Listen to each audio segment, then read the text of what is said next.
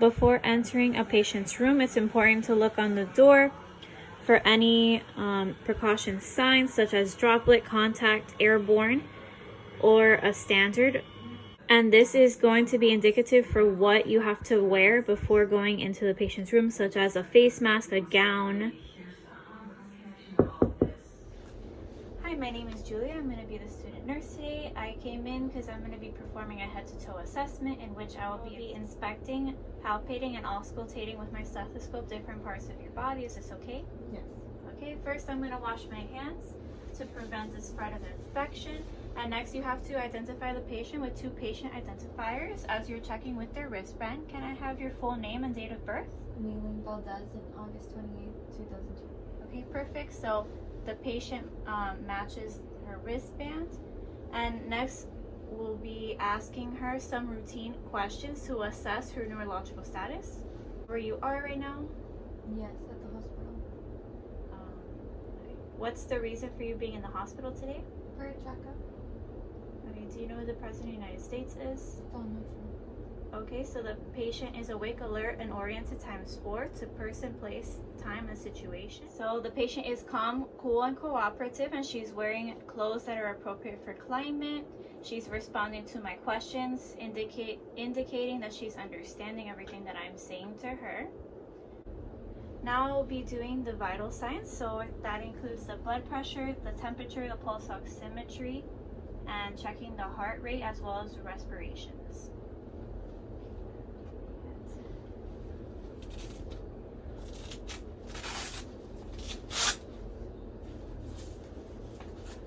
Assessing a patient's blood pressure, you cannot place a blood pressure cuff where the IV site is, so you have to move it to the other arm.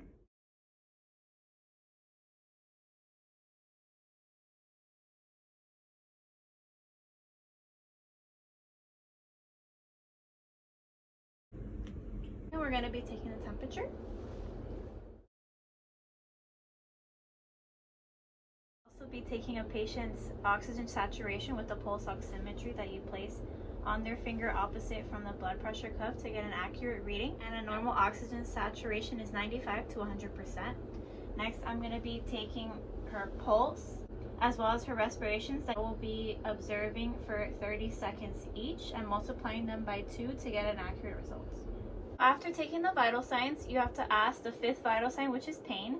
On a scale from 0 to 10, 10 being the worst pain imaginable, what's your pain level? 0. Okay, good. So now I'll be observing the patient's hair and I will be inspecting it to see if I see any bald spots, and I will also be touching it to make sure that it is not dry and coarse, that it appears healthy. I'm also looking for any lice or any lesions, and I don't see any. I'll also be looking at the patient's skin, and the patient looks her normal color for her ethnicity. Skin looks appropriate for ethnicity. I also don't see any missing hair, and her skin is warm. It's not cool or diaphoretic. Just sweaty. While I'm observing her skin, you can also observe where the IV is placed to ensure that there is no infiltration or any sort of infection, no blood, and if there is, then you have to replace it right away. Now you have to observe the nails. You have to make sure that there is a nail in every nail bed, and there is, and you can observe for capillary refill, in which you will press on the fingernail and wait for the color to return in less than 3 seconds, and this is indicative of good perfusion in the arm.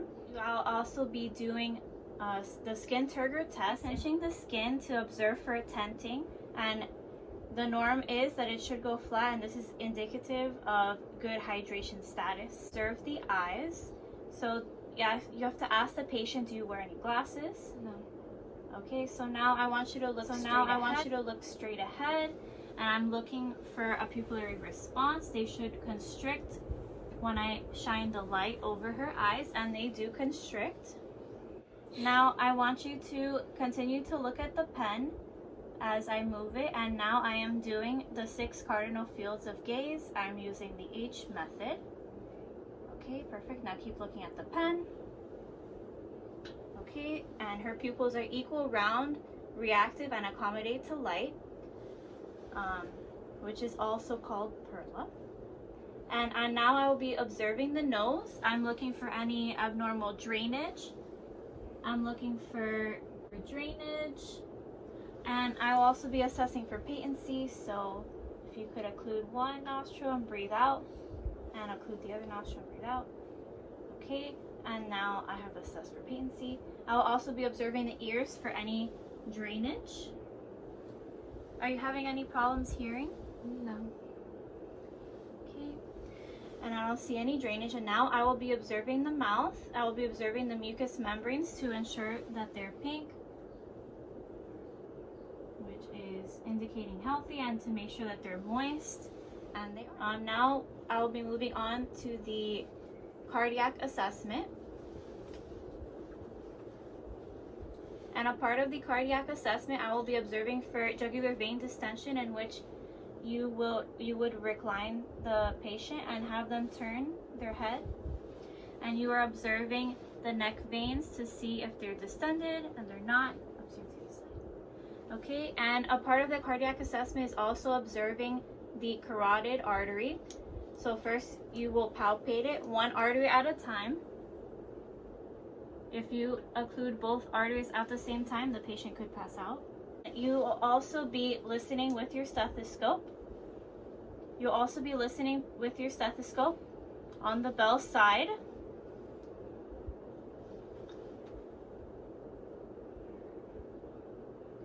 And I'm listening for a bruit, which would be an abnormal finding, and I don't hear anything. To the next part of the cardiac assessment, I will actually be hearing the different parts of her heart, and now there are five landmarks in which you need to listen to.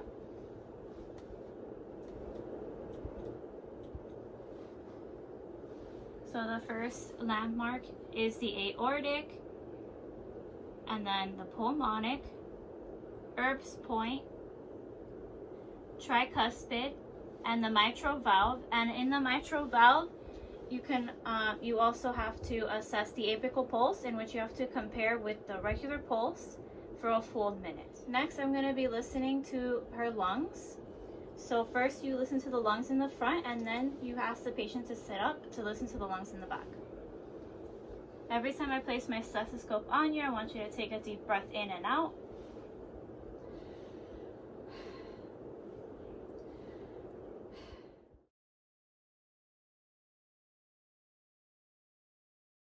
Now I'm going to have the patient sit up and listen to the back side.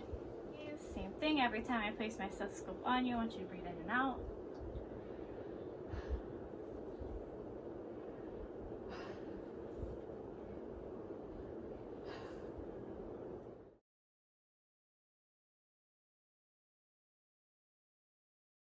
The lungs and the heart assessment, I will be moving on to the abdomen.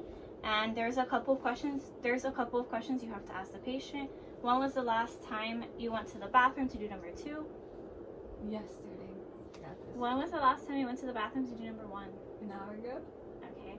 So now I will be lowering the bed so I can properly assess the abdomen. I will be pulling down blanket and exposing your abdomen. Okay. So first off, we inspect the abdomen for any sort of bruising, and I don't see anything. And next, for the abdomen assessment, first auscultate before we palpate. So I'll be getting my stethoscope. And I'm listening for the presence of bowel sounds, which should be heard in every quadrant. And I hear bowel sounds in every quadrant. Now for this patient, they are a post-appendicitis patient, so I will be doing light palpation only. I don't feel any lumps. And I can also assess the... I can also assess the surgical site in which the appendicitis was performed, and I'm checking for any signs of infection, any pus. I don't see any, and it looks nice and clean, so that's good. Now I will be observing the patient's legs for the peripheral vascular assessment. So first, I'm looking to see if there's any bruising, and as I'm looking, I don't see any bruising, I don't see any lack of hair. I'm assessing for the temperature with the dorsal side of my hand, and it's warm, and it's not sweaty or cool or clammy. You have to feel for the pulses. You have to feel for the dorsalis pedis pulses, which are both very strong, +2 at normal, as well as the posterior tibial pulses, which are also very strong. And you also have to assess for capillary refill on the toes, which is the same thing that we did for the fingers. You press on the toes and you wait 3 seconds for the color to return back, and you do it for both feet. And this is indicating that there is good perfusion at the legs. So I have completed my head to toe assessment, and you always have to ask the patient if there's anything else they will be needing. No. Okay, so you also have to make sure that the bed is in the lowest possible position for patient safety, as well as a side rail being up, and make sure that they know how to call the nurse.